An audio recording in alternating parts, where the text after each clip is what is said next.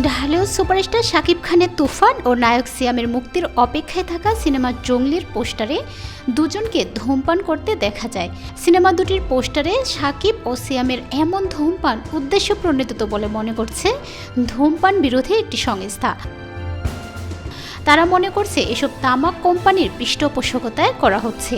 সংবাদ মাধ্যম অনুযায়ী সম্প্রতি স্টপ টোব্যাকো বাংলাদেশ নামের সংস্থাটি শাকিব খান ও সিয়ামের ধূমপানের পোস্টার প্রকাশ করে লিখেছে, বাংলাদেশের আইনে চলচ্চিত্রে ধূমপানের দৃশ্য প্রদর্শনে বিধি নিষেধ থাকলেও তামাক কোম্পানির পৃষ্ঠপোষকতায় অযাচিতভাবে ধূমপানের দৃশ্য ও নায়কের হাতে সিগারেট প্রদর্শন এবং কিশোর তরুণদের ধূমপান সহ নেশার দিকে ধাবিত করতে অনলাইন মাধ্যমে সেগুলোর ব্যাপক প্রচার করা হচ্ছে। সিয়াম ও শাকিবের মতো তারকারা ভবিষ্যৎ প্রজন্মকে বিপথগামী করছে বলে মনে করে সংস্থাটি। তাদের ভাষ্য, আইন লঙ্ঘনে জড়িতরা সমাজ ও রাষ্ট্রের শত্রু।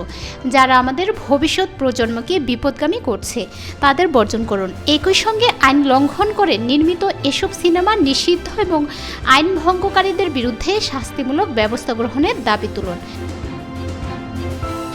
দর্শকের কাছে সিনেমাকে আকর্ষণীয় করতে বড় ভূমিকা রাখে পোস্টার। তবে সিনেমার এসব পোস্টার তৈরিতে মেনে চলতে হয় কিছু বিধিনিষেধ।